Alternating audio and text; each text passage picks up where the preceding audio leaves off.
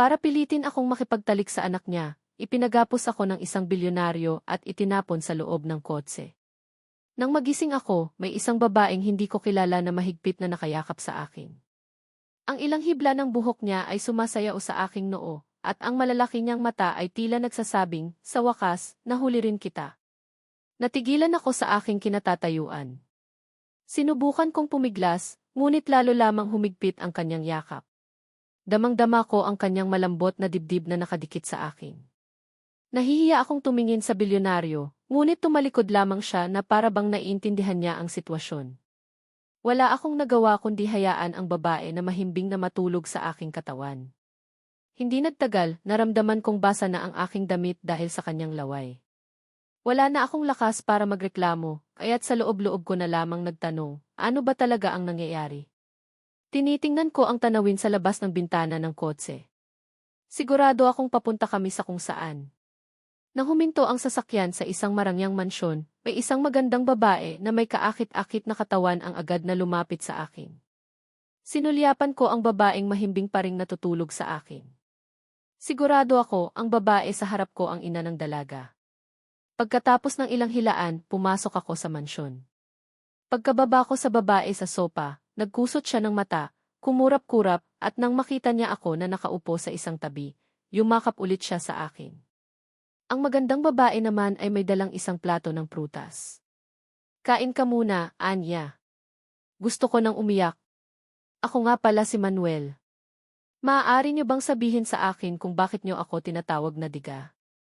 Umupo ang magandang babae sa aking kanan, hinawakan ang kamay ng dalaga, hinaplos ito ng marahan, at sinabi, alam namin na ang pangalan mo ay Manuel, ngunit sanay si Ana na tawagin kang diga, kaya't ginaya na rin namin siya. Pinunasan ko ang aking mukha at naguguluhang nagtanong, hindi ko pa rin kayo maintindihan. Naaalala mo pa ba ang nangyari 12 taon na ang nakalilipas? Nasa ampunan ka pa noon. Paano ko makakalimutan iyon? Iyon ang pinagmulan ng aking mga bangungot sa loob ng mahigit 10 taon. Noon, dahil sa pagiging matigas ang ulo, nag-isa akong nagpunta sa lumang simbahan sa tuktok ng bundok Banahaw. Sumilip ako sa siwang ng pinto at nakita ko ang isang tanawin na hindi ko malilimutan habang buhay. May isang batang babae na nakahiga, walang buhay, sa may pintuan. Dilaw ang kanyang balat na parang kandila, at ang kanyang maliit na mukha ay nagpapakita ng takot. Hiniwa ang kanyang tiyan at nawawala ang kanyang mga lamang loob. Puno ng dugo ang lupa. Sa tabi niya ay may 5 babae na nakagapos, busal ang bibig, at ang mga mata ay puno ng takot. Ang isa sa kanila ay kambal pa nga at wala ng malay. Sa altar ng simbahan ay may isang lalaking nasa edad na, nakakatakot ang mukha, at nakataas ang isang makinang na kutsilyo na akmang ibaba. Hindi ko alam kung bakit, sa harap ng nakakatakot na tanawin na iyon, hindi ako tumakbo. Bagaman nanginginig ang buo kong katawan, dali-dali akong dumampot ng bato mula sa lupa at ibinato ito sa pinto ng simbahan. Bumagsak ang pinto sa lupa. Sumigaw ako ng malakas, huwag kayong matakot. Narito na si Super Diga. Nagulat ang lalaki at sinamantala ko ang pagkakataon. Dumampot ako ng bato at ibinato ito sa batok niya. Himala, tumama ito sa ulo niya. Hindi ko alam kung anong punto ang tinamaan, ngunit bigla siyang nawalan ng malay. Dali-dali kong kinuha ang kutsilyo at pinutol ang mga tali ng lahat ng mga batang babaeng buhay. Inutusan ko ang mga batang babaeng may kakayahang gumalaw na buhatin ang pinto palabas ng simbahan.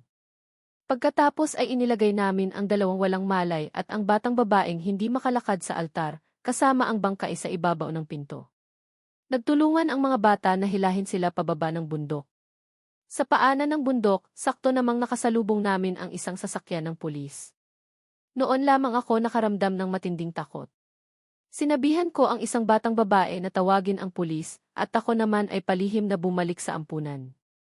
Nang ako'y lumaki, tuwing naaalala ko ang pangyayaring ito, pakiramdam ko na marahil iyon ang pinakadakilang sandali ng aking buhay. Ngunit kapag naiisip ko ang batang babaeng namatay, nalulungkot ako. Sa puntong ito, hindi ko na malayang hinahaplos ko ang ulo ng batang babae sa aking bisig. Ang babaeng ito ay tiyak na isa sa kanila.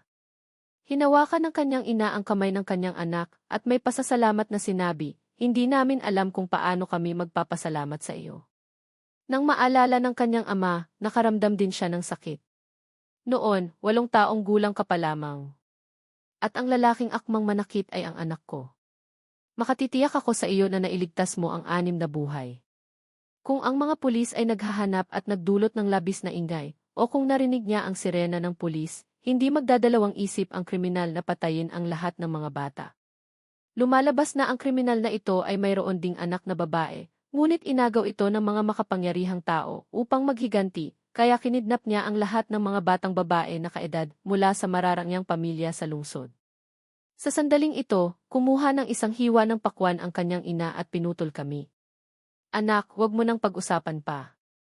Nakaraan na iyon. Tinanggap ko ang prutas at nagpasalamat, pagkatapos ay tumingala at nagtanong ng may pagdududa, kung gayon, bakit niyo ako hinanap? Bagamat napakasarap yakapin ang batang babae, nahihiya talaga ako sa harap ng kanyang mga magulang. Nang marinig ito, nagpakita ng sakit ang mukha ng kanyang ama. Ang mga batang babaeng nakaligtas ay nagkaroon ng post-traumatic stress disorder. Lalo na ang anak ko, dahil sa pagkabigla ay hindi pa rin siya makapagsalita hanggang ngayon. Sa bawat pagkakataon, sisigaw siya at magtatanong kung bakit hindi pa dumarating si Diga. Ang Diga na sinasabi niya ay ikaw. Sa simula, hindi namin balak na gambalain ang iyong buhay, kaya gumamit kami ng AI technology para lumikha ng isang 8 taong gulang na bersyon mo para aliwin siya. Ngunit sa paglipas ng panahon, natutunan ni Ana na makilala ang totoo sa hindi, kaya palagi ka pa rin niyang naaalala. Sa pagsasalita nito, tumayo ang kanyang ama at yumuko ng malalim. Bilang isang ama, nakikiusap ako sa iyo na tulungan mo ang aking anak. Hindi ko na talaga alam ang gagawin ko. Dahil may yakap-yakap akong isang sleeping bag, hindi ako makatayo para tulungan siya, ngunit hindi ko mapigilang makaramdam ng pagkilos. Huwag po kayong magsalita ng ganyan. Tutulungan ko po kayo. Huwag kang magsalita ng ganyan. Nang marinig ito ng kanyang ama, hindi niya napigilang umiyak at hinawakan ang aking kamay, paulit-ulit na nagpapasalamat. Maraming salamat, maraming salamat. Pinunasan ng kanyang ama ang mga luha sa kanyang mga mata. Jiangru, maligo muna kayo ni Ana. Hayaan mong mag-usap si Manuel ng mas malalim. Nang marinig ito, kumuha ang kanyang ina ng isang mask mula sa sopa at isinuot sa kanyang mukha, pagkatapos ay marahang tinapik ang balikat ng kanyang anak. Ana, maligo na tayo. Nang makita ko ito, natigilan ako. Kinusot ni Ana ang kanyang mga mata, tumingala sa 2 Manuel sa kanyang harapan, at pagkatapos ay inabot ang kanyang kamay para pisilin ang aking pisngi. At pagkatapos ay hinalikan ako sa mukha na may nagtatagumpay na ekspresyon na para bang sinasabing, susubukan niyo rin akong linlangin. Nahihiya ang kanyang ina nang makita ito. Maliligo na ba si Manuel kay Ana sa susunod? Nang marinig ito, nanginig ang buo kong katawan. Tumingin ako sa batang babae sa aking bisig at marahang hinimok siya. Ana, ang mga batang babaeng masama lamang ang nagpapaligo sa lalaki. Kinamumuhian ko ang mga batang babaeng masama. Mumuso si Ana, sa wakas ay bumaba sa aking katawan, hinila ang manggas ng damit ng kanyang ina, at gumawa ng 2 tunog. Hinubad ng kanyang ina ang maskara at binigyan ako ng isang nagpapasalamat na tingin, pagkatapos ay hinawakan ang kamay ng kanyang anak at pumasok sa banyo. Mahal, anong digadol ang gusto mo ngayon? Ang 8 taong gulang na diga o ang 18 taong gulang na diga? Itinaas ni Ana ang 2 daliri. Gusto ko pareho. Ana, masyado kang sakim, anak. Hindi dapat maging sakim ang isang batang babae. Hinaplos ng kanyang ina ang ulo ng kanyang anak ng may pagmamahal. Ah, alam ko na. Napakatalino. Tinapik ni Ana ang kanyang dibdib at buong pagmamalaking tumawa. Hih! Nagpangiwi ako nang makita ko iyon. Talagang matalino ka. Nang marinig ito ni Ana, matamis siyang umiti at kumaway. Wawa! Sa kawalan ng pag-asa, tumugo na lamang ako, sige, sige, sige. Maligo ka na. Sa sandaling ito, nagpasya akong gamutin ang karamdaman ni Ana. Kung hindi, sa hating gabi, maiisip ko na sa isang sulok sa kung saan ay hindi lamang nakatago ang aking maskara, kundi pati na rin ang isang manika na ginaya ang aking modelo. Nakakatakot iyon. Kaya dumiretso ako sa punto. Sir, paano ko po dapat i-coordinate ang paggamot sa inyong anak? Hinaplos ng kanyang ama ang kanyang baba at sinabi, inirekomenda ng doktor na kailangan niya ng maraming pakikipag-ugnayan sa iyo. Subukan mong tumira kasama ang aking anak pansamantala. Tungkol naman sa pera, magmungkahi ka. Kinamot ko ang aking mukha at nag-imbento ng isang numero, 30,000 sa isang buwan. Nang marinig ito, nagpakita ang kanyang ama ng isang pangungutya. 300,000. Ang mga bodyguard namin ay kumikita ng 200,000 sa isang buwan. Dapat mas mahalaga ang anak ko kaysa sa mga mababahong lalaki na iyon, tama? Umubo ang ilang bodyguard sa labas ng pinto. Umiling ako at sinabi, kung gayon, imbitahan niyo na lang po ang iba. Masyadong mataas ang presyo. Hindi ako comfortable. Bakit napaka-formal mo? Sige na nga, 30,000 na lang. Walang magawa ang kanyang ama kundi bumuntong hininga. Kung kaya kong pagalingin ang aking anak, hindi ko kukunin ang iyong pera kahit gaano pa iyon karami. Sa kasalukuyan, nag-aaral ka pa sa kolehiyo, di ba? Sasama ba sa iyo si Ana sa pag-aaral? Tumango ang kanyang ama. Iyon din ang balak ko. Walang problema si Ana sa katalinuhan. Mas matalino pa nga siya kaysa sa karaniwang tao. Sana ay malantad ko siya sa maraming bagay sa labas ng pamilya. Sige, susubukan ko ang aking makakaya. Bakit mo pa rin ako tinatawag na sir? Hindi ko nais na pansinin ang mga biro ng kanyang ama, kaya nagbago na lamang ako ng paksa. Napag-usapan niyo na po ba ito sa mga magulang ko? Kinamot ng kanyang ama ang kanyang ulo at nahihiyang sinabi, ayos lang. Madaling kausap ang mga magulang mo. Kakausapin ko sila ng personal sa oras na iyon. Kung gayon napagdesisyonan na, ha? Napakaganda ng aking anak. Walang mawawala sa iyo sa pakikipagtulog sa kanya. Pinunasan ko ang aking mukha.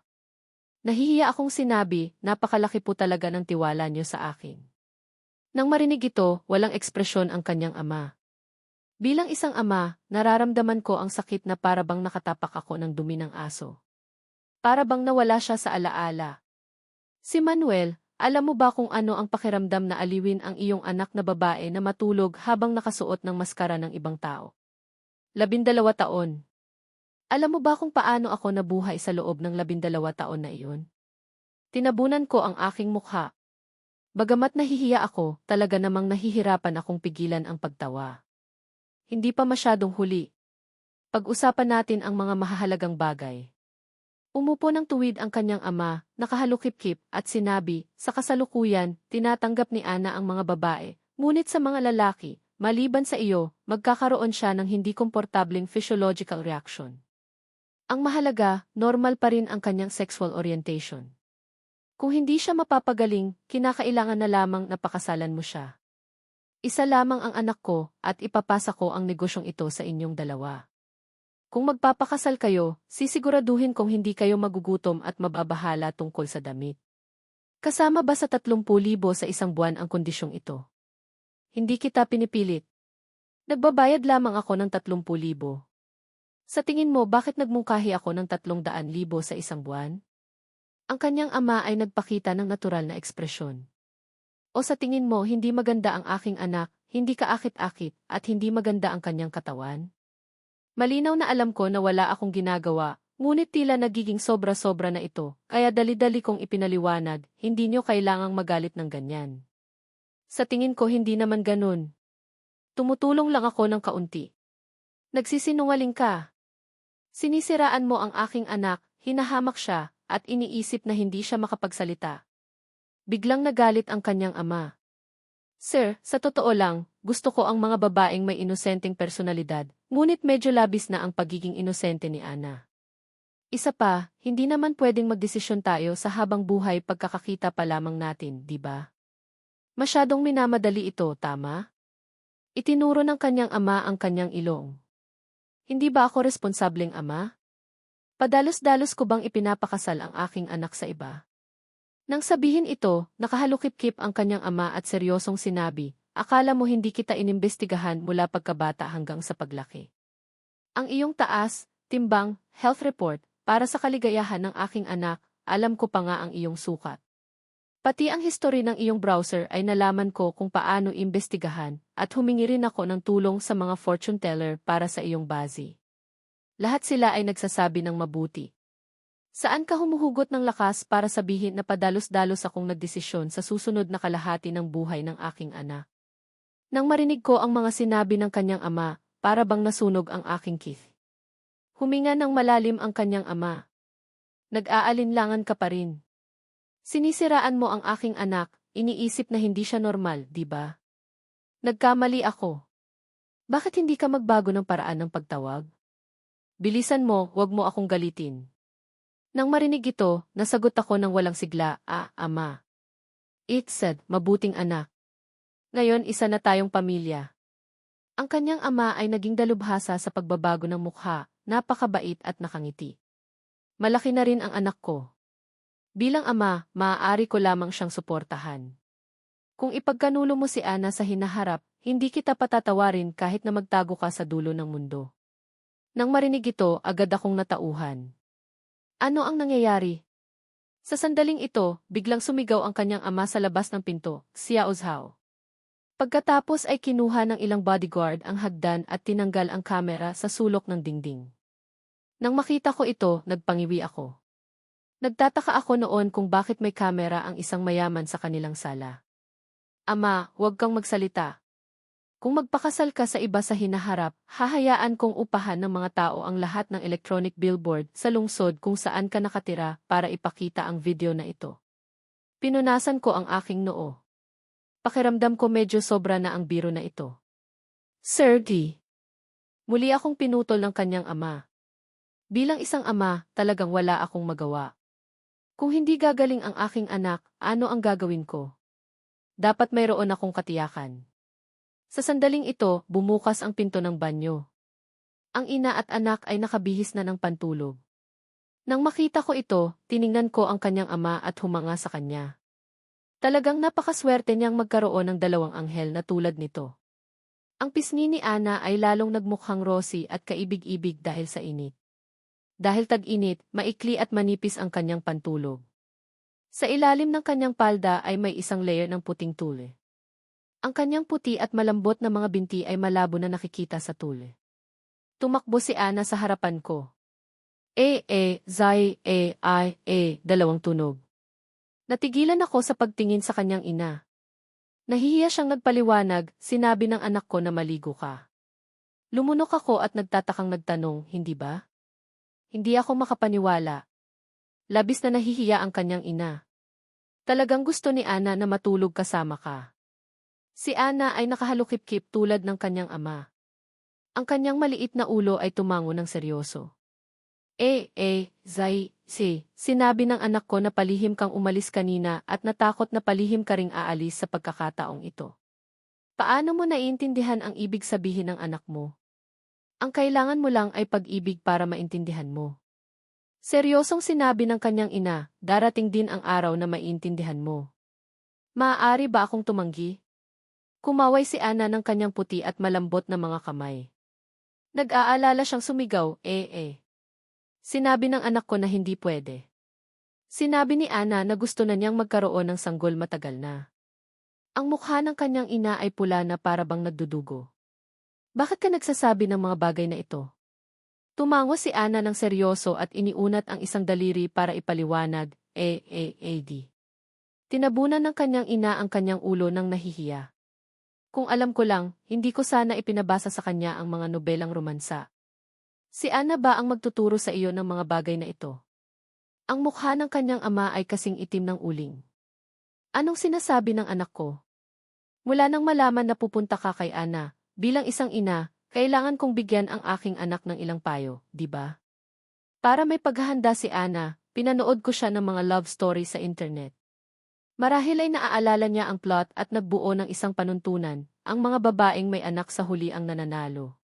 Sinabi niya iyon. Pagkarinig nito, natigilan ang kanyang ama. Bagamat abala ang kumpanya, hindi ko kailanman nagawa ang anumang bagay na lampas sa linya, at hindi ako malamig sa iyo. Bakit mo pinanonood ang mga bagay na iyon? Medyo nasaktan ang kanyang ina. Dahil masyadong masaya ang pag-aasawa, kaya nakita kong hindi madaling makamit ang kaligayahan na ito. Saglit na natahimik ang kanyang ama, pagkatapos ay tumango at sumang-ayon.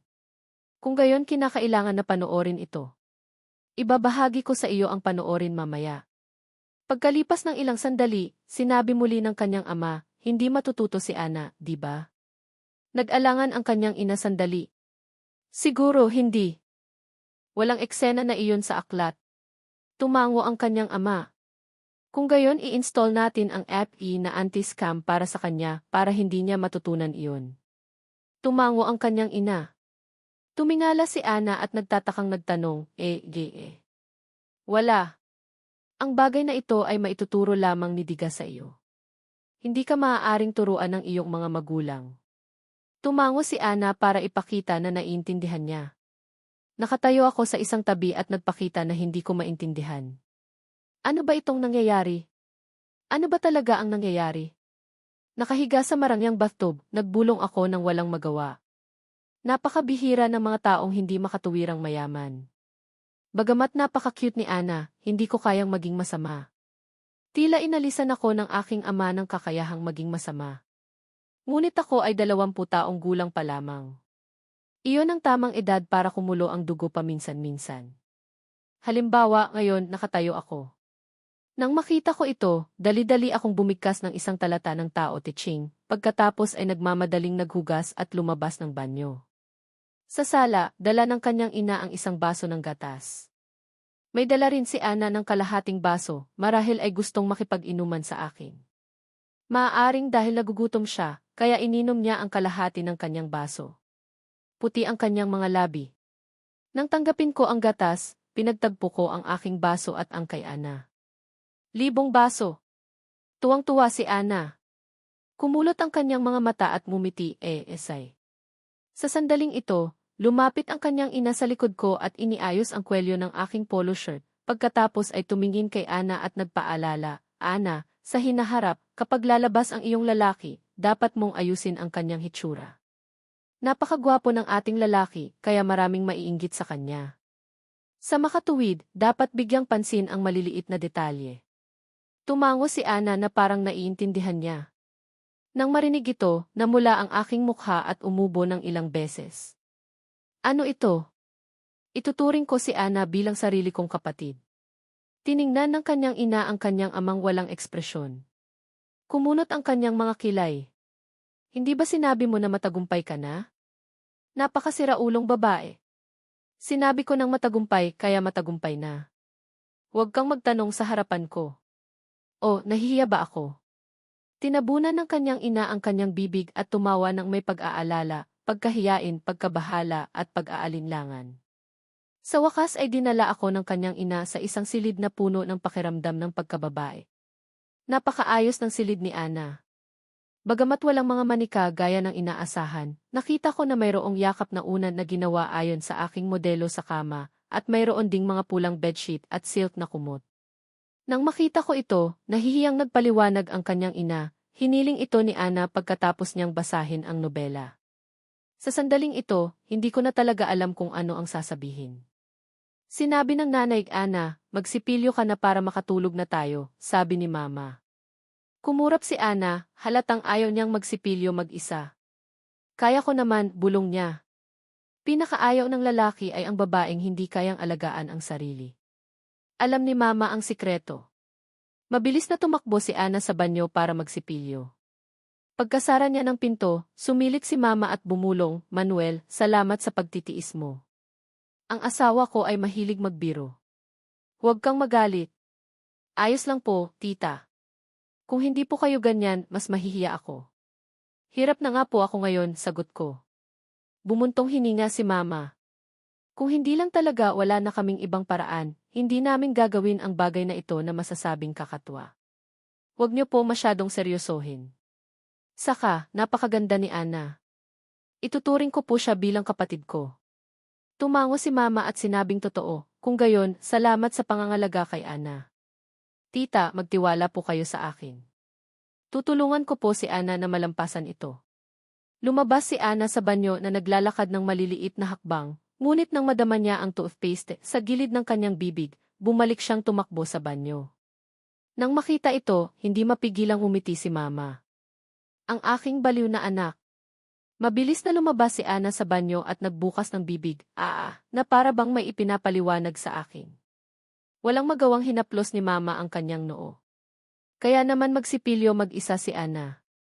Nakalimutan niya lang punasan ang kanyang bibig dahil nagmamadali siyang makita ka. Pagkarinig nito, tinaas ko ang aking hinlalaki para purihin si Ana. Ang galing mo, Ana. Nahihiyang kinamot ni Ana ang kanyang ulo, hehe. Sige na, matutulog na rin ako.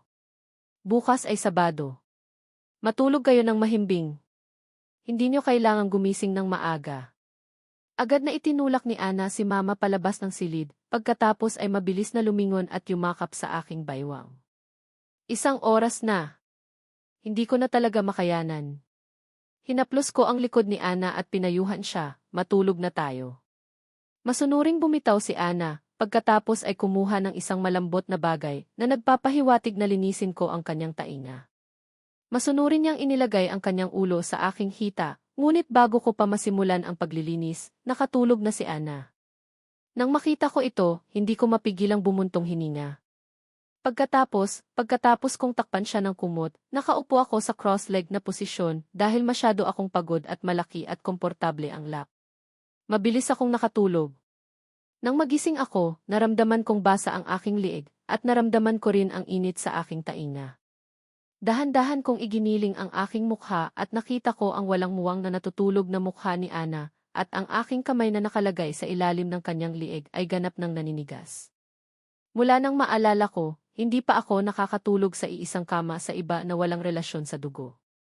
Buti na lang, pansamantalang napigilan ng psychological suggestion kagabi ang hayop na kapangyarihan ng katawan. Tila nagugutom si Ana.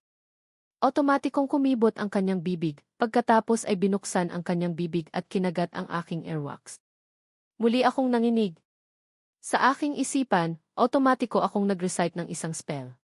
Pagkalipas ng 10 segundo, kontentong niluwatan ako ni Ana. Ang aking mukha ay abo na ngayon. Talagang makakakita ka ng anumang bagay kapag umiinom ka ng maraming alak at paggalagala ng mag-isa sa gabi. Hindi ko alam kung gaano katagal na ang nakalipas, ngunit dahan-dahang itinulak ang pinto, at ang banayad na boses ni tita ang tumunog. Ana, gising na. Agad kong binuksan ang aking mga mata at balak na gumulong pababa ng kama, ngunit nang pag-isipan ko, masyadong halata iyon. Mas mainam na magpanggap na natutulog. Nang marinig ang kusot ng mata ni Ana, nakita kong umingiti ang taong paparating. Nakangiti si Ana ng walang muwang, at pagkatapos ay ipinasa ang kanyang mga kamay kay Mama na nakatayo sa pinto. Ngunit pagkatapos maghintay ng ilang sandali, hindi siya binubuhat ni tita. Labis na hindi nasisiyahan si Ana sa pagbubukas ng kanyang mga mata. Nang makita ito ni tita, wala siyang nagawa kundi tumuro sa likod ni Ana.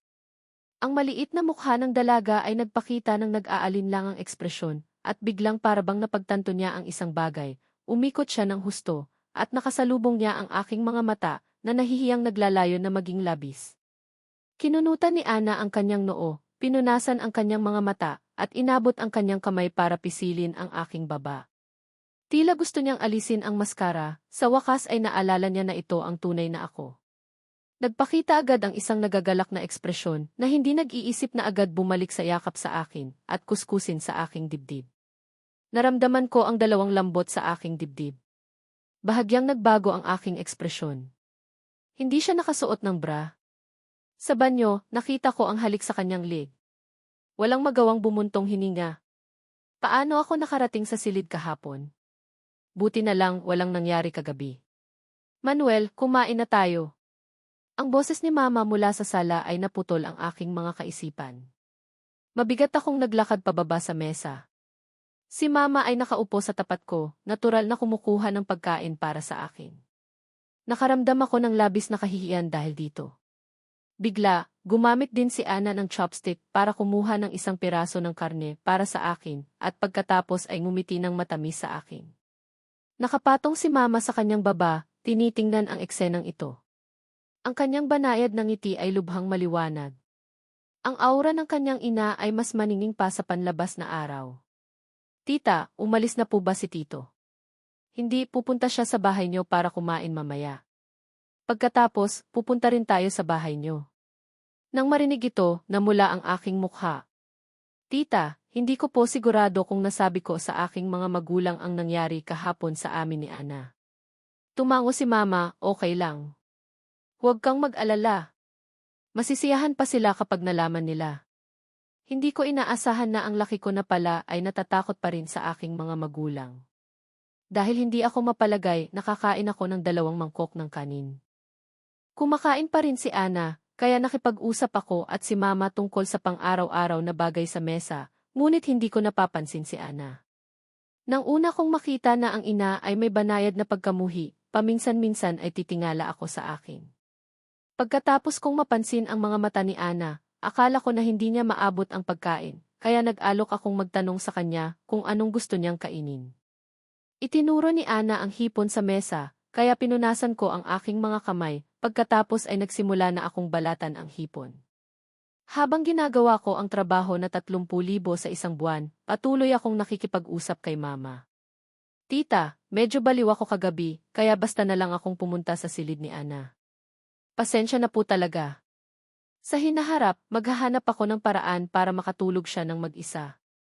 Nang marinig ito, agad na pinalaki ni Ana ang kanyang mga pisngi, nag-usong at tiningnan ako. Nanatili si Mama sa kanyang posisyon, ang baba ay nakapatong. Umiling ang babaeng madaling kausap kanina, hindi pwede. Nakasanayan na ni Ana na matulog kasama ang kanyang mga magulang. Magwawala siya kung walang kasama. Tita, medyo naguguluhan ako, kaya sinubukan kong tanungin, kapag abala po si Tito, patuloy ko po ba siyang babantayan kapag hindi kayo abala sa araw? Dadalhin ko po siya sa paaralan, pagkatapos ay uwi ko sa gabi. Bumuntong hininga si Mama, higit sa lahat, gusto rin ni Tito at ako na magkaroon ng mas maraming oras ng magkasama. Isa pa, malinaw na mas gustong matulog ni Ana kasama ka. Napakahirap ng kanyang ugali paggising. Sa simula, umiiyak siya kapag gumigising siya. Ito ang unang pagkakataon na ganoon siya kabait. Nang makita na tila hindi nasisiyahan si Ana, dali-daling nagdagdag si Mama ng isang pangungusap, ang galing mo ngayon, Ana. Dahil dito, nahihiya si Ana sa pagtatakip ng kanyang mukha. O kaya maghanda tayo ng 2 kama sa aking silid. Aaliwin ko siyang matulog, pagkatapos ay pupunta ako sa ibang kama para matulog. Nang marinig ito, paulit-ulit na iginiling ni Ana ang kanyang mga mata. Naiintindihan ko ang puso ko. Sa pagkaunawa sa maliit na isip ng kanyang anak, nasisiyahang tumango si Mama, okay. Sa sandaling ito, nakahinga ako ng maluwag. Ang malaking bato sa aking puso ay sa wakas nahulog. Pagdating sa Pilipinas, nagmaneho patungo sa labas ng lungsod. Tinitingnan ang hindi pamilyar na lugar, nag-aalalang hinawakan ni Ana ang aking manggas, nag-aalalang tumingin kay Mama. Ana, bahay ito ni Tia, sabi ni Mama. Kumurap si Ana, lumingon at tiningnan ako. Nang makita niya na tumango ako, tumalon siya ng masaya na hinihila ako papunta sa maliit na eskinita. Paminsan-minsan, may bumabati at si Ana ay muling nag-aalala. Nang makakita ng isang tao, nagtatago siya sa likod ko. Nang makarating kami sa dulo ng eskinita, nakita namin ang isang matandang lalaki na nakahiga sa isang silya na nagpapalamig. Manuel, narito ka na pala. Umuwi ka para maglaro ngayong weekend, ha? Nang makita ng matandang lalaki ang dalagang hinihila ko, ngumiti siya. Dinala mo pa ang iyong kasintahan sa bahay. Pati ang iyong biyenan ay dumating. Bago pa ako makapagpaliwanag, kinuha na ni Ana ang kanyang telepono at nag-type ng ilang salita at ipinakita kay Mama. Hindi kasintahan, asawa. Kontento si Mama. Talagang marunong na ang aking anak. Dominanteng hinawakan ni Ana ang aking kamay, gumamit ng isa pang kamay para i-type, at ipinakita ang screen sa akin. Idagdag ang iyong Ease account. Naalala ko na ang aking telepono ay nasa aking bulsa. Tita, sa tingin ko nahulog ang aking telepono sa bahay niyo. Lumitaw ang bodyguard mula sa kung saan at ibinigay ang telepono na ganap ng nakacharge. Sinimulan ko ulit ang aking telepono, sinuri ang code para idagdag siya. Umalinggaw ang telepono, parang nai-excite si Ana na parang usa. Ngunit pinigilan siya ni Tita. Huwag kang tumingin, ha? Kung naniniwala ka sa iyong asawa, huwag kang tumingin. Agad na tinakpan ni Ana ang kanyang mga mata na nagpanggap na hindi tumitingin. Mabilis na nakarating sa pintuan. Humigpit ang hawak ni Ana sa aking kamay at naninigas ang kanyang galaw nang pumasok sa gate. Sa sandaling ito, may isang babae ang mabilis na lumapit na may pulang mukha nang matanggap ang tingin ng aking ina, agad na nagpakita si Ana ng isang ngiti na nahihiya. Nakita ko ang pagbukas ng bibig ng aking ina na kayang magkasya ang isang pakwan. Napakaganda ng anak ko. Gustong umiyak si Ana, kaya hindi mapigilan ng aking ina ang pagdaramdam. Pumasok na tayo. Nadama ko ang pagiging magiliw gaya ng ina. Pinigilan ni Ana ang kanyang pag-iyak, ngunit kinuha ang kanyang telepono at nag-type ng ilang salita, Bienan. Nagulat ang lahat. Ang aking ina pa rin ang unang tumugon, mabilis na iniimbitahan ang lahat sa bahay. Nakikipag-usap si Tito sa aking ama. Sa sandaling ito, tinapik ng aking ama ang kanyang dibdib at sinabi kay Tito, huwag kang mag-alala. Kung gagawa ng anumang bagay na sobra ang aking anak, maaari kang magulat sa pulis. Pananagutan namin ang lahat. Dali-daling kumaway si Mama. Pinahirapan lang namin ang iyong anak. Magiging mahirap para sa kanya na makahanap ng kasintahan sa hinaharap, kaya ibinigay ko sa inyong mag-asawa ang isang tabletas para kainin. Gayunpaman, voluntaryo rin siya. Maliban pa kung ano ang anak ko ngayon. Kumaway ang aking ina. Kung wala kayo, hindi namin alam kung kailan namin mahahanap ang aming anak. Kinuha ni Tito ang aking ama ng sigarilyo. Kung wala ang iyong anak, hindi na sana nabuhay ang anak ko. Paano namin makakalkula ang bagay na ito? Isa pa, sa mga bata sa Welfare Institute, ang iyong pamilya ang pinakamadaling hanapin. Hindi ito nagdulot ng anumang problema. Biglang naalala ni Mama ang isang bagay na pinutol ang sinabi ni Tito. Tama, nakalimutan kong itanong, may kasintahan na ba si Manuel? Biglang natulala rin ang aking ina na parang may naalala bigla. Sa tingin ko mayroon, di ba? Malinaw na nagsimulang manginig ang mukha ni Tito.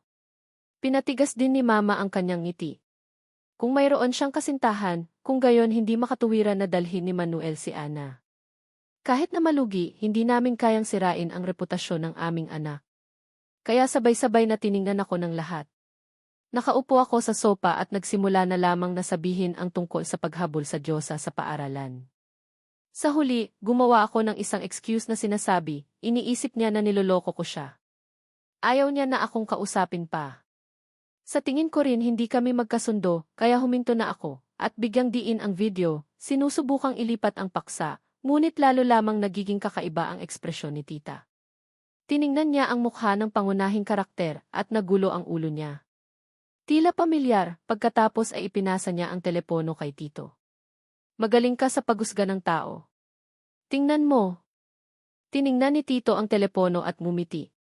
Ang galing ng bata. Siya ang anak ni Chief Chen. Kamangha-manghang coincidence. Nagdududa ako sa buong bagay na ito. Sir, ano ang nangyayari?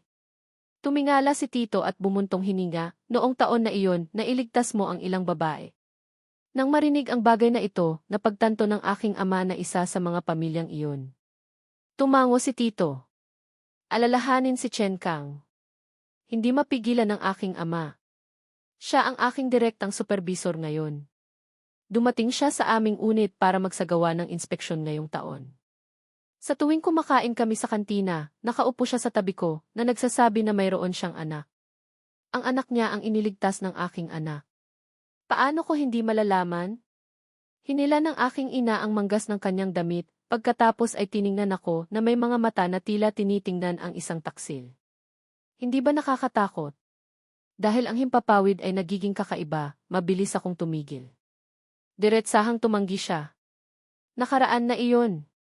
Isa pa, wala pa akong balak makipag-date sa kasalukuyan. Sa tamang sandali, huminga ng maluwag ang lahat. Isang tawag na nagmula sa Palaya o Tsi ang dumating. Umubo ng ilang beses ang aking ama, sino iyon? Nakaramdam lamang ako ng pangangati sa buo kong katawan at huminga ng walang katiyakan, iyon kaibigan. Sa sandaling ito, napag-isip ni Tito ng mabilis, naaalala ko na ang pangalan ng pet ni Chen Kang ay si Xiao, di ba? Alaynan. Hirap akong tumango. Sir, pupunta na po ako para sagutin ang telepono, sabi ko. Labis na komportable ang kanyang ina at sinabing, sige, sige. Sa pakiramdam ni Ana na sa wakas ay hindi siya maaaring maging isang banayad at tradisyonal na babae, tulad ng kanyang ina, ang kanyang makinang na mga mata ay tumingin sa akin. Naunawaan ko agad ang mga mata na ito. Bagamat gusto niyang malaman, ngunit hindi ko ito sasabihin sa kanya. Ayos lang. Magiging malakas siya. Kahit na may mga luha, upang tiyakin na ang lahat ay nasa isip, kusang loob kong binuksan ang loudspeaker. Nagsusori sa iyo si Tweet, gabi na at tinawagan mo pa ako sa telepono. Ang boses ng isang babae na maihalong pagrereklamo ay tumunog mula sa telepono. Si Tweet ay estudyante sa university, gusto ko siya ng mahigit sa 1 taon, at pinangarap siya. 1 linggo na ang nakalipas, si Tweet at ako ay nagkaroon ng kakayahang maglakad sa kalye. Sa oras na iyon, naiintindihan naming dalawa ang paraan para tukuyin ang relasyon ng kabilang kampo, at ang tanging bagay na nawawala sa dulo ay ang pag-amin. Ngunit ang relasyon namin, mula sa pag-ibig hanggang sa pagbaba sa freezer, ay dahil sa isang bagay. Sa bawat semestre, nagsasagawa ang mga kolehiyo at unibersidad ng ilang aktibidad, at ang 20 minutong video ay ang focus ng mga aktibidad. Sa pagbabahagi ng mga resulta, mamumuhunan din ang paaralan ng maraming mapagkukunan para ipromote ang maikling video na ito. Ang mga taong nagplano at pangunahing aktor ay maaaring magsin ng kontrata sa kumpanya at pumasok sa entertainment industry. Ayaw kong pumasok sa entertainment industry, ngunit gusto ni Tweet, kaya para matupad niya ang gusto niya, nagsikap ako ng husto at nagbigay ng maraming pahintulot. Kung naging logistics personnel ako sa buong panahon, wala akong reklamong sinabi. Kahit na kailangan kong mag-infuse ng tubig sa loob ng 3 araw pagkatapos magtrabaho ng huli, hindi ko pinagsisihan iyon. Hindi sinira ng maikling video ang mga inaasahan ng mga tao. Kaagad pagkalabas nito, nakatanggap ito ng maraming papuri at naging gawa na lumabag sa limitasyon. Napaka-emosyonal pa ni Tweet noong panahong iyon, nangangako na sa hinaharap kapag siya ay naging tanyag, tiyak na magiging eksklusibong pangunahing karakter ko siya. Ang aming relasyon ay umunlad ng mabilis mula noon. Ngunit hindi inaasahan, sa issue ng script, hindi nagtiwala sa akin si Tweet. Sa simula, nakipagkasundo ako sa pangkalahatang tagaplano. Ang pangalan ni ay kabilang sa kanya, ngunit ang script ay dapat na ang aking pangalan. Sinabi na naman ni na nagmula sa isang marangal na pamilya na hindi niya ibibigay sa akin ang kahit na ano. Sa seremonya ng pagdiriwang, direkta niyang tinanggap ang lahat ng mga merito. Sa panahong iyon, maraming mga kamag-aral ang nakibahagi sa seremonya ng pagdiriwang. Para sa mga benepisyo, nanindigan sila sa panig ni Pagkatapos, ang bagay na ito ay naipost sa forum ng paaralan, at naging mga mayayamang mag-aaral na nag-film na may tulong ng kanilang mga nakababatang kapatid, na mga magsasaka at ahas. Ang susunod na magulo na yugto ay nagtapos sa isang pahayag mula sa paaralan. Hinulaan ko na ang tanging bagay na makakasakit sa akin sa paggamit nito ni ay ang mawala ang tiwala ko. Sinabi niya na isinulat ni Chen Kang ang script. Sa katunayan, noong una kong sinabi na interesado ako sa maikling video, si Chen ay isa sa mga dahilan para makitungo kay Death. Ngunit hindi ko inaasahan na si Tweet ay kumumpleto sa akin mula sa pagdududa hanggang sa paghuhukom. Inihanda ko ng mabuti ang pangumpisal noong araw na iyon, ngunit natapos ito sa tanong ni Tran nang hindi pa man binubuksan ang aking bibig. Tanong ni sino ang dapat kong pagkatiwalaan? Wala akong sinabi para magpaliwanag. Sa akin, may isa lamang na maaaring magpagaling sa akin, iyon ay mawala ng tiwala.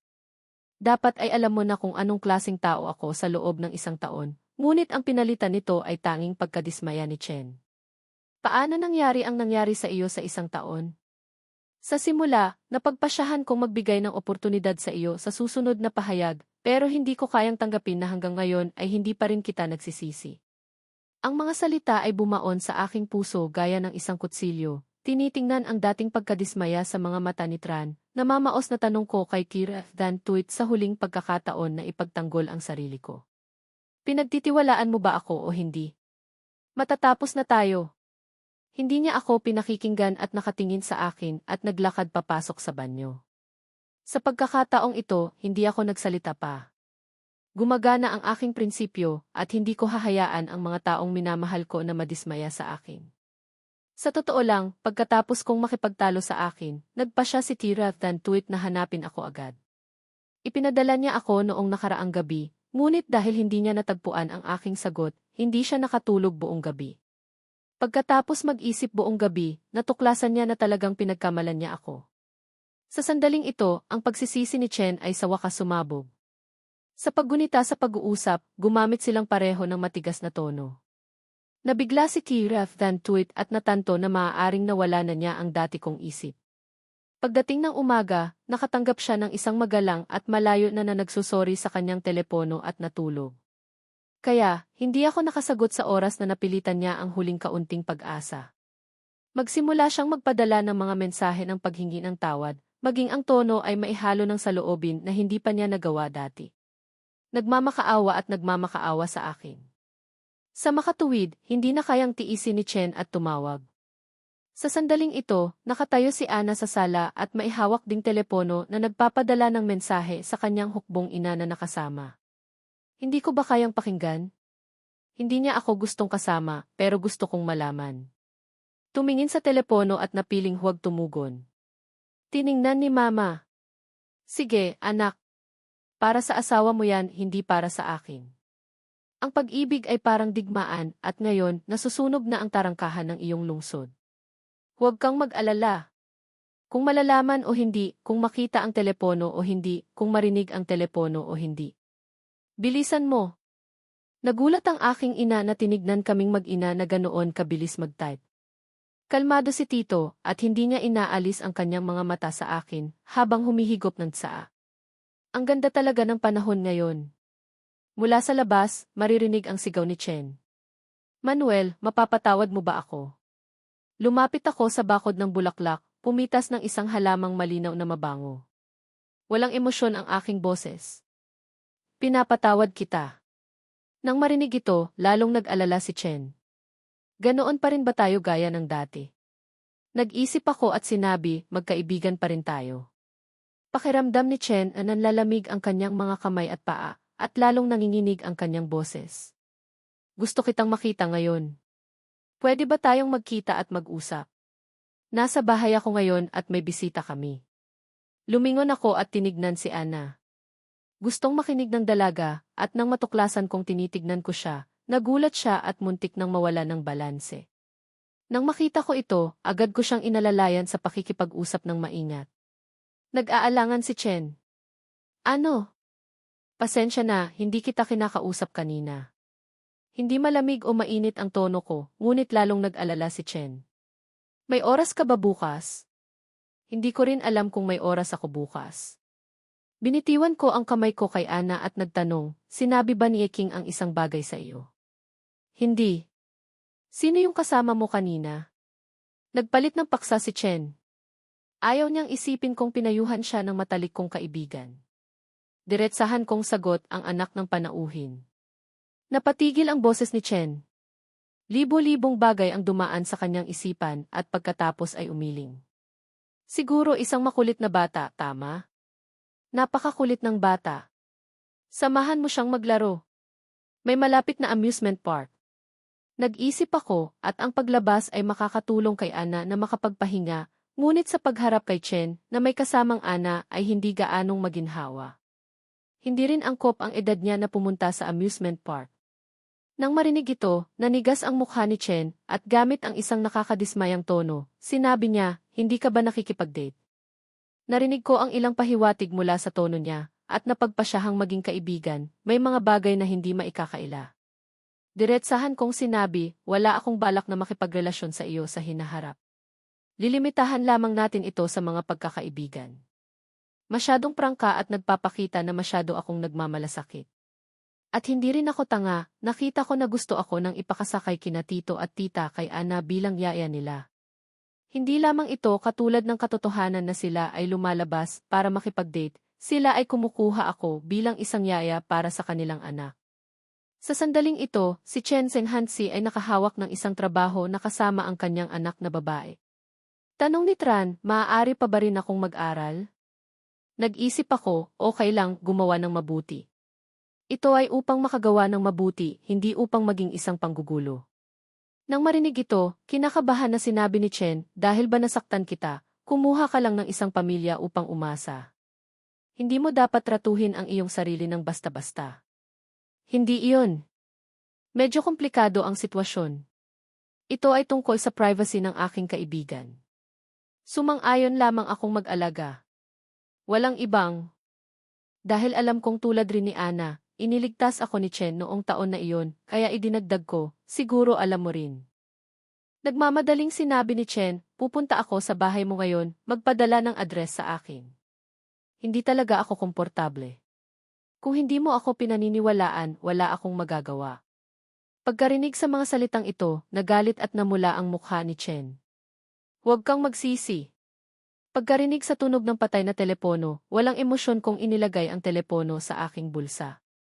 Sa sandaling ito, sa loob ng malawak na sala, maririnig ko na si Chen ay umiiyak na nakapatay ang telepono. Napatingin ko kay Mama. Alam kong galit na galit siya sa telepono, at nang sinabi ko ang mga bagay na sinabi ko, alam ko na magalit siya. Bumuntong hininga siya. Sana ay hindi ka na makarinig ng mga salitang iyon. Nang mahimasmasan, natuklasan ko na nakatingin sa akin si Ana, kaya dalian ko siyang binigyan ng bulaklak na kakapitas ko.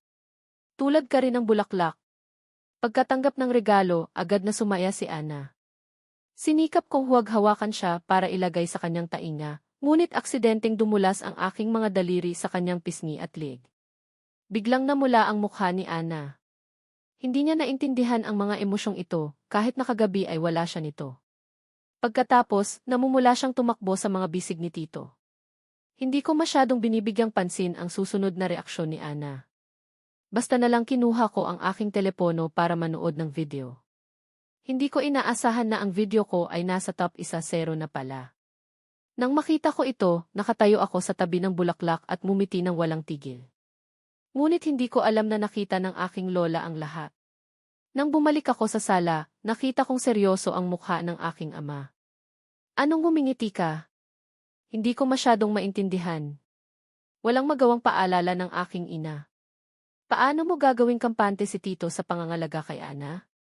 Ano ang sinasabi mo, ina? Ang lapad-lapad ng aking ngiti. Napangiwi ang aking ina nang walang magawa. Pagkarinig nito, nagpangiwi ako. Nataranta ako at nagtanong, anong nangyayari? Nagkatinginan ang lahat. Unang tumugon si Tito, congratulations, congrats. Kailangan mo bang magpa-reserve para magdiwang? Hindi kami nag-iimbitang bisita. Kumaway ang aking ina sa patuloy na pagkilos ni Tito. Sinabi ni Tito, isang beses lang, hindi ito isang pagtrato. Kinamumuhian namin na magpakita ka sa pasalamat. Pumasok ang aking ina at tinawag na itapon ng mga tao ang kama ni Manuel. Wala siyang pakialam sa gulo. Nagbuntong hininga ako, bumigkas ng spell, at sana huwag akong makasalubong ng kakilala. Sandali pagkatapos, hindi ko mapigilang magtakip ng aking mukha. Sa likod, ang matandang lalaki na si Tito ay nagulat at nagtataka, ang lalaking ito. Hindi nagtagal, maririnig na ang iyak ni Chen na patay ang telepono. Ay naku! Tinakpan ko ang aking bibig para isipin na maging masama sa kanya. Magiging katulad ko rin si Chen. Laking gulat niya nang biglang yumakap sa kanya si Ana. Sinabi ni Papa, gusto mo bang gumala sa park? At hindi niya alam, malapit nang madaanan ng dalawa ang paghihirap. Matapos ang ilang araw, natakpan at nakatulog sina Tito at Tita at sinabing dapat naming tulungan ang isa't isa dahil ang malaking pangulo ng pamilyang Yao ay may maling gawa. Lumakad sa lugar na sinasabi ni Tito at nakita. Anak, natutulog ka sa iisang kama kasama ang anak ni Tita. Ano ang nangyayari? Pagkatapos maligo, natuklasan kong may bagong mensahe sa aking telepono. Nang buksan ko ito para tingnan, kumunot ang aking noo at nanigas sa lugar. Pagkatapos ay bigla akong ngumiti. Nang mahimasmasan ako, natuklasan kong pareho kaming pinagmamasdan ng mag-ina ni Tita. Tinitignan ako ni Ana na may nagtatakang mga mata. Ni. Hindi ko pa rin naiintindihan. Tumawa si Mama. Tinatanong ni Ana kung ano ang iniisip mo. Hindi pwede. Hindi pwede. Tita, maaari bang burahin ko ang audio recording sa bathtub? Umiling si Mama, hindi pwede. Kung hindi, paliguan mo na lang si Ana. Sa ngayon, parang wala akong sinabi. Sa pagkakaintindi ko sa sitwasyon, umupo ako sa sofa na nakaharap kay Mama, na bumubulong kay Ana. Ikaw lang ang ginugulo ko, at hindi iniisip ng batang iyan na nakaupo ako na parang nag-iisip. Ang kulot na buhok ni Ana ay kumakaway na parang nakatanggap ng senyas, at bumulong kay Mama na parang nakikipag-usap. Maaaring ang taong iyon, ngunit hindi ako sigurado. Sa sandaling ito, kailangan kong mag-imbestiga ng malakas na apoy. Hindi niya gustong magsalita, kaya hindi ako makapagtanong pa. Hindi rin ako makapagtanong kay Mama. Napakalakas ni Mama, ngunit hindi ko pa rin marinig sa ilalim ng napakahinang tunog. Alam ko, kailangan kong lumikha ng malakas na apoy. Sa ngayon, kailangan niyang mag-imbestiga. Ano ang sinasabi ni Ana? Sobrang hina ng kanyang boses. Nagkaroon si Mama ng kaunting supernatural na kapangyarihan. Pagkatapos ay bumulong ulit si Mama kay Ana. Narinig ko na sa mga lalaki at babae may magandang relasyon, nakakatulong daw ito sa pag-ibig. Inangat ni Ana ang kanyang ulo at tiningnan ako. Kaya kinuha ko ang aking telepono at sinindihan ang anin para pagmasdan niya. Tumawa si Mama. O, pag-ibig sa paaralan, ang mga animated na pelikula na hindi ko pa napapanood dati, kailangan kong matuto ng kaunti.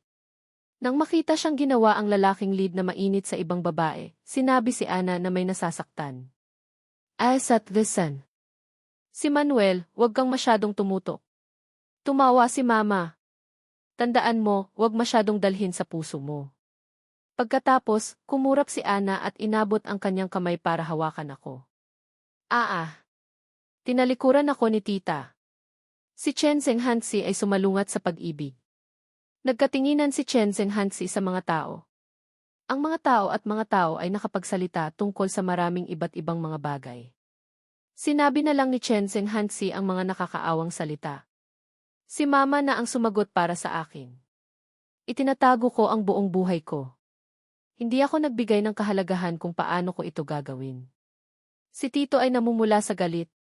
Kaya, ang ibig sabihin ng mga babae ay kailangan nilang alagaan ang isa't isa. Pinagmasdan ng mga matang naghihirap. Hindi ko malilimutan na hinaplos ng galit na kalawakan ng mga matang naghihirap ang kamay ni Chen. Matapos makumpleto ang pagpupulong kasama si Chen, tinignan niya Feng si Chen at sinabi, sa mga bagay na ito, mag-isip ng paraan upang tapusin ang mga bagay. Sa madaling salita, hindi na ako makapagpahinga. Tumitig lang siya sa sahig at sinabi niya, ang kahalayan ni Chen Zhenghansi. Wala akong magagawa. Hindi pa ako nagkakaroon ng koneksyon sa aking dugo. Sana tumulong na lamang ako sa paghahanap ng kahirapan. Lilibutin mo ang paligid ko at ituring mo ang aking mga kamay at paa bilang may utang na loob. Sa dulo ng sandali, ako at ang aking magandang kaibigan na si Yao Feng ay sa wakas nagbigay sa isa't isa ng payo. Pagkatapos, umibig ng matagal. Nagpasya ako na magkusa para sa mga taong may sakit. Umiling si Tita. Tiningnan ko siya. Matutong ilagay ang buong mundo sa sarili mo. Sa gabi, mas lumala pa. Sa huli, hindi ko na kayang suportahan. Hindi ako ang magpapakita ng kahinaan para sa mga bagay na ito. Bago ako makatulog, sinabi ko kung ano ang kinakailangan kong gawin upang suportahan ang kanyang mga hinaharap at gawin silang ligtas. Si Ana rin. Pinagsisikapan ni Chen na makuha ang lahat. Sa sandaling ito, nakikita niya siya. Tumingin ako kay Chen na para bang gusto niyang magpakamatay. Humingi ng pasensya si Tita. Nanginig na lamang ang mga labi ni Chen. Pagkatapos, hindi nagtagal. Hindi siya bumalik. Mabilis na pinagsama-sama niya ang lahat ng kanyang mga sundalo. Naglalakad na naman siya. Kinukumpirma muli ng kanyang kahalayan na kailangan niyang muling gumawa ng aksyon. Nang makita ko siya, alam ko na. Sa ngayon, ako rin. Matapos ang ganitong uri ng bagay, dapat na tumigil sa pag-iingay at magpakita ng katigasan na wala ng katulad. Lilinawin ko ang lahat bago ito mahuli. Inilatag ang balita at ikinukumpirma na. Hindi man lamang siya naalarma o sinundan. Para sa mga bagay na ito, sinisisi na niya ako. Umabot ng mahabang panahon para sa akin. Nang magtagal, tinigilan na lang niya ang pag-iingay sa sahig na gawa sa kahoy. Umiti si Tita. Sinabi ni Zheng Zhenghansi, hindi, malalampasan ko rin. Bakit mo siya ginagawang ganito? Pinahintulutan pa ang nakakakilabot na pangalawang pagkakataon. Ako ay walang kapintasan. Napakaingat kong naghihintay. Pagkatapos niyang matagpuan ang isang tao, wala akong natuklasan. Hindi ko talaga masabi, mas madalas kong nakikita si Yao Feng sa mga pagtitipon kasama sina Yao Feng. Wala lang talaga, kaya. Si Chen ay dapat na nagkakaroon ng isa o dalawang relasyon. Kinailangan kong gumawa ng lahat dahil nakakabaliw na kailangan kong tiisin si Chen dahil kay Yuzhi. Hindi ako nagkulang kay Yuzhi at hindi kailanman. Ano ang mali? Nasanay lang ako sa kahirapan dahil sa kanya. Hindi ko alam sa lahat. Nakikita pa rin ng aking asawa na lahat ako. Seryosong bumuntong hininga si tita at tiningnan ang mukha ni Hilaria. Hinila niya ito sa kanya. Dapat mayroon akong ilang bahagi ng kaluluwa ko na nakikita ng aking mga minamahal dahil sa paraan ng reaksyon ko. Hindi. Tiyak, tumango ako. Nang magkita si Chen Zhenghansi, hindi nagawang iulat ang anino ko ng halos lahat. Napuno ng matinding pag-iisip si Hilaria. Naalala rin niya sa wakas. Hindi ko masyadong maintindihan kung ano ang nagtulak sa kanila. Iyon ay dahil hinayaan nila na makita ka sa iyong karaniwang hitsura. Umiling ako. Kinamumuhian ko ang aking pang-araw-araw na sarili. Gayunpaman, ano ito? Sino? Nagulat ako na hindi nila magawang makilala. Ang pagkilala ang nagtulak sa kanila. Muli kang nakikita sa kalinawan. Dapat mong malaman at gawin ito. Nang bumalik ako sa bahay pagkatapos ng pagkain, ang maraming tao na katulad ng mga katulong ay sumakay sa aking mga gamit sa isang truck at tumango sa akin. Nagalang din ako. Nang makauwi na ang kotse, kinamot ko ang aking baba. Bakit pumayag si Papa na magpadala ang tao sa mga gamit sa akin? Tinitigan ako ng aking ina. Bakit magpadala ang tao sa iyong bulaklak, kasinungalingan? Tinignan niya si Hil. Huli na para sa kanyang mahuli. Para sa lahat, kailangan lang talaga siya. Hindi ko talaga masabi. Para gumawa ako ng desisyon. Nakadama lang ako ng panghihinayang na hindi dapat napunta sa anumang pagtatakda. Wala rin akong kasalanan. Hindi na ako pamilyar sa kung ano ang binibili. Inikot ko ang aking ulo. Hindi ko sana kailangang makinig. Napakalaki talaga ng epekto nito. Ako lang ba? Sa gabi, bumalik ako. Pagkaraan ng mahabang panahon, malungkot ako at hindi. Nang marinig ko si Chen na umiiyak, kinailangan kong maging masaya. Binigyan ng pangalawang pagkakataon ang mga nilalang na hindi naman karapat-dapat. Naramdaman ko ang kasalanan ng mga nakaraang nakatataas, nagalit at nainis. Ang lahat ng mga katangiang nasa ibabaw ay mga balat lamang ng mga kahinaan. Tila hindi ito naiintindihan. Sa gitna ng sandali, nakita ko siya. Nagulat na si tita. Pinakita niya sa akin ang kailangan kong gawin. Hindi ko binigyang pansin na ang lahat ng kinakailangan ay matagal nang. Nang malaman kong narito ako para sa pagbabayad, ganyan lang katagal. Bumalik sa aking ganda. Sinimulan ni Lin si Lu Fei na magtangkang maglakad. Nakakita na siya ng isang bagay dito. Hindi ko talaga alam kung bakit hindi ko naisip si Yao Feng sa isipang iyon. Nang bumalik ako sa loob ng bahay ni Tito, habang pinapanood ang lahat na nilalabas ang aking mga gamit sa kanilang labas, nagulat ako. Ang kwarto ni Hil ang lahat sa aking kalagayan, kahit ako man ay hindi nakakasali. Pagbaba ko, sinabi ko. Hindi ko dinala ang aking kama. Sinabi ni tita sa nagmamakaawa at hindi masisisi, paumanhin, ginawa ng nakakahiya at hindi ko nadala ang iyong kama. Dapat ay gagana ng maayos ang bagong kama mula sa karagatan dahil hindi ito dumaan. Pagmamakaawa ko, hindi ako nakakahina sa kanilang mga salita. Hindi ako tanga. Nagtataka ang pagbagsak ang kasuotan, nagtataka ang kwarto. Kung nag-alala lang sila, lahat ito ay kasinungalingan. Sa ngayon, ano ang gusto ni Yuzhi? Wala na akong malaman sa nangyayari sa paligid. Naalala ko rin ang pinakamaganda. May mali sa amin. Kung gaano kalala si Yao Feng, paano ko malalaman kung hindi ako? Sa huli ay binastos mo ako. Ngunit lahat sila ay dapat mamatay. Sa loob-loob niya, gusto pa ring matalo. Walang isa man lang sa aming lumalaban. Sa ganitong sitwasyon, may ilang bagay na masusundan ko pa rin. Pero sa gabi na ito, malalaman ko sa wakas. Sa sandaling ito, may natutuklasan ang mata. Nagsimula ang daloy na iyon. Ano? Ano ang naririnig ko? Nang isipin ko, nakita ko ang isang kamag-anak na mayroon ako sa ngayon na hindi. Anak, sinabi ng kwentong ito sa akin. Tandaan, sinabi ni Yao Feng. Nang matapos kong masabi sa iyo ang mga sinabi ko, bumuka ang ulo ko. Ngayon, pinagtanto ko. Dahil dito na lang ako maaaring. Ang tawag ay tumulong sa akin na subaybayan ang lokasyon ng ilang numero ng telepono, ang itinerary para sa 3 araw na 18 bitin. Matapos mabayaran ang proseso, natanggap ng kanyang email ang isang detalyadong talaan. Mabilis na tinitigan ni Linyu ang lumalaki at malungkot na kilay. Yun pala ang isa pa sa kusina. Binigay sa akin ni Mama ang gatas para bukas bago ako bumalik sa school. Tumango ako. Sa tabi ko, tinaas ni Hill ang tasa, tiningnan si Mama. Hindi ako makakasama, tumawa ako at pinagtagpo ang aming mga tasa.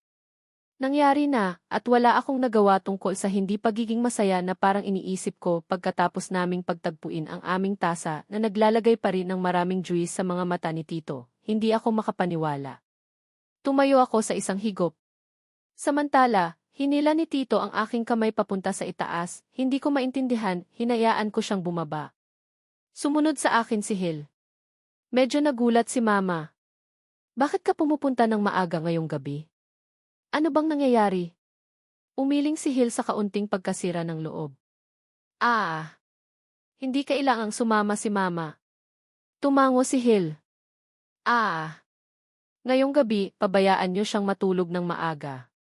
Hindi ko kayang isipin na tinitingnan niya ako. Nang magsipilyo ako pagkatapos maging tao, nag-urong ako sa posisyon ng susunod sa tuwing nakakaramdam ako ng pagkapahiya. Ito ang unang pagkakataon sa mga gamit. Umupo ako sa silid tulugan bago ako bumagsak sa ilalim ni Tito.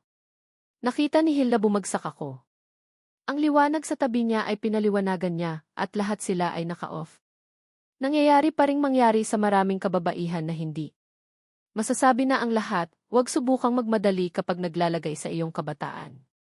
Para na rin akong nakatalikod kay Hill, mahimbing na natutulog ang isa kong kamay. Nangyari pa rin. Natulog ng maaga si Mama para bukas, para kapag may babaeng umiyak habang nag-aaral. Naiintindihan na rin niya ang dapat niyang gawin. Naabot na ni Hill ang 20 at naiintindihan na niya ang dapat niya. Pagkagising ko sa susunod na umaga, tapos nang kumain si Papa. Sa loob ng kotse. Bago pumasok sa university. Tinignan ni Papa ang relo at sinabing sa loob. Nagmamaneho ang boss. Alamin ang mga daanan. Alamin ang mga kasanayan sa pagmamaneho. Ang boss ay abala sa pakikinig kung paano magbasa ng utak. Sa pakikinig kailangan nilang magpahinga at huwag pumunta sa ibang mga kalye kung hindi kinakailangan. Kapag ang boss ay nagmamadali, kailangan mong maging malapit. Hindi ko talaga alam kung bakit. Kinailangan itong ipakilala. Nakaramdam ako ng mali sa kanya. Hinulaan ko at sinabi. Sa kanya. Sa totoo lang naaalala niya, kung hindi si Chen ay galing sa katotohanan. Sa kanya. Sa katunayan, siya ay nagmamalasakit sa mga kahirapan. Sabi ni Papa, kung kaya, gusto kang makita sa dilim. Sa kanya para mabuhay ang buhay. Sa kanya para magtrabaho, hindi ka gumawa ng kahit ano sa kasamaan. Nakakabagabag rin na gumawa ako ng kahalayan.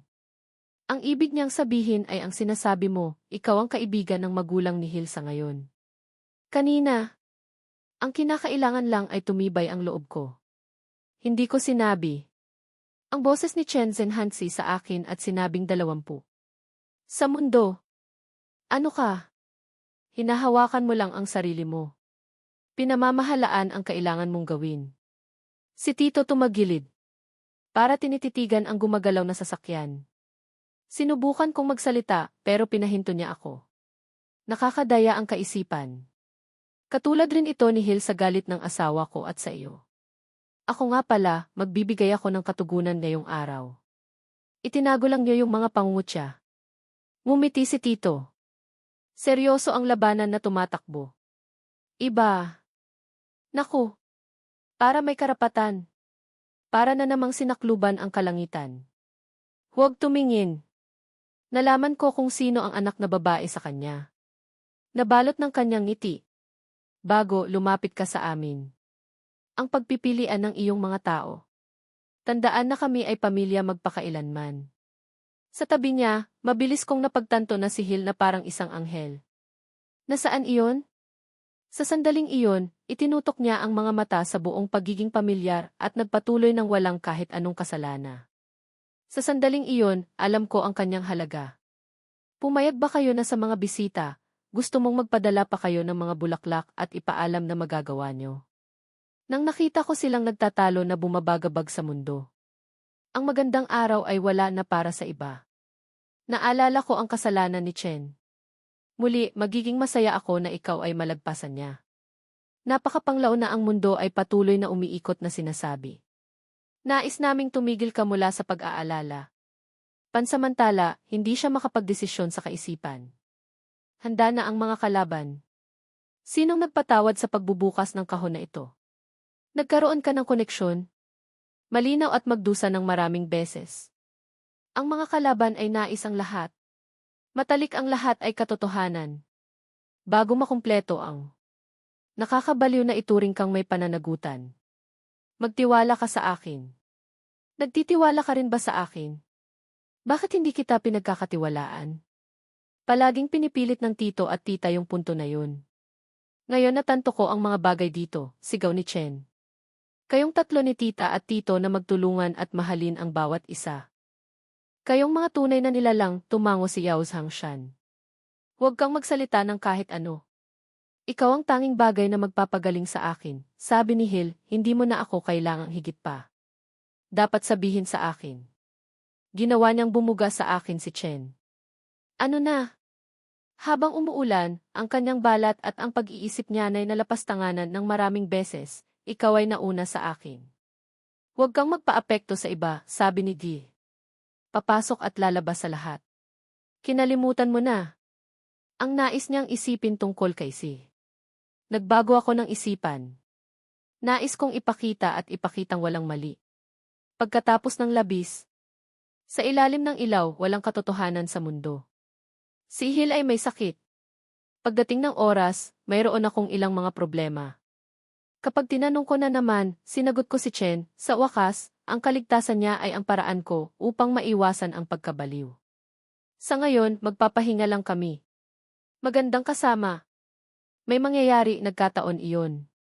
Lahat sa mundo at magiging matatag ang kanyang kalooban. Ano na ang ikinababahala ko? Tumitingin sa langit. Ako pala yung lahat. Muling binihag si Yao, ikinumpirma siya kung paano. Kinakailangan niya. Wala, umiling siya. Iyon sa wakas. Huwag na muling gumawa ng isang pagkilos. Pagkatapos, binigyan ka namin ng higit pa. Ibigin ka namin mula sa sinapupunan. May malaking kinalaman ito sa kapanganakan namin at gusto kong malaman. Ito ang ikalawang pagkakataon para kumilos. Sa lahat ng pagkakataon, may mali o may kinalaman sa kalituhan. Hindi ko alam sa kanila. Bakit sinisiraan nila kami? Huwag sabihin ng masama at hayaan mong maipon sa iyong sariling kapangyarihan at lakas. Pagkatapos, iyon ay ang nakakahiyang yugto para sa amin. Paano? Kung kaya ng katotohanan. Paano nangyari yun? Hindi ko kaya. Ang ginawa namin ay walang awa. Huwag kang mag-alala. Huwag sabihin yung katotohanan. At lahat sa kanila ay ganoon. Pagkatapos iyon, sa tingin niyo ba ay masaya ako sa kanya? Paano kung malalampasan yun? Hindi. Gusto kong ibalik kung sino siya. Iyan lamang. Maging isa tayo ngayon. Magtatapos ako sa lahat na nasasaktan na iyon. Dahil wala siyang makikita pa at ipagpatuloy ang kahindik-hindik. Kung kaya namin, dapat magkaroon kami ng ilang pangako na maaari naming ilagay ng magkasama. Sa bawat katapusan, binibigyan kami ng kapangyarihan upang magtago. Nagsisinungaling ka, pagkatapos, sumagot ng maganda ang langit at dagat. Gawin, wag na ulit gumawa ng desisyon. Napigilan ko siya. Huwag kang maloko. Magiging napakahirap. Nang sabihin niya ang bagay na iyon, ang taong gusto ninyong makasama ay maghihirap ng labis. Huwag ilayo ang sarili mo sa nakaraan. Kaya, sinong gagawin yon? Sa wakas, naiisip kong, ako ay tuluyan at lubusang wala na. Iyon ay magiging kahindik-hindik. Nakakatuwa kayong lahat na nagbibigay sa akin ng magandang pahiwatig. Ipagpatuloy mo. Tumayo ka ng matuwid. Si Yuzi ay, ngayon lamang. Pagkatapos ng mga iyon, mayroong ang kanyang kapayapaan. Hindi niya kailangan na makita at maaalala ang kanyang paghihirap. Magiging matagal na kayong kabilang dito. Nakatutok doon, para bang naghihintay na sa iyo, magbibigay daw siya. Ano kaya yun? Napakataas nun. Hindi totoo, wala lang. At masama. Ano? Ako ang magpapahinto at ikaw na naman yung magpapabalik? Nakakahiya talaga. Wala itong katuturan. Sinong gumawa nito? Wala na tayo, para maging totoo ang natutunan ko. Gusto na kita. Wala ka na. Tumitig ng matagal at huwag nang muling magsasalita. May nag-isip. Nang sabihin niya yung mga bagay na iyon sa akin. Kailangang nagkakamali ako. Ikaw lang. Alam mo, may napaka-importanting bagay o iwanan mo. Paano ko malalaman na, paano ko malalaman? Kung sabihin mong masungit. Kung sinabi mo ng ganoon. Kung sabihin mong makalimutan. Pero hindi pa rin kita sasabihan. Sa gabi ng lahat. Hindi, iyon ang paraan niya. Alamin mo. Kung ganoon, mas malalaman mo, sabi ni Lynn.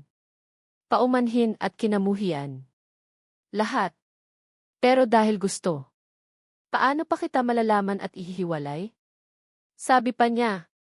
Si Lo Fei ay hindi makapagsalita ng kahit ano. Sa mundo. Dapat kitang sabihan. Maging malinaw. Sinong magsasabi? Sa lalong madaling panahon, pagmamalasakit na nangyayari sa mundo.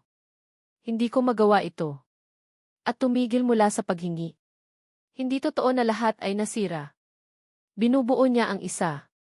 May karapatan kami sa buhay. May ibang mga bagay na ipinahayag. Kailangan siyang mahikayat. Sa hindi na binibilangan sa mga kahindik-hindik. Sinong pinagkatiwalaan, ano yun? Kaya ko. Na ang malaman.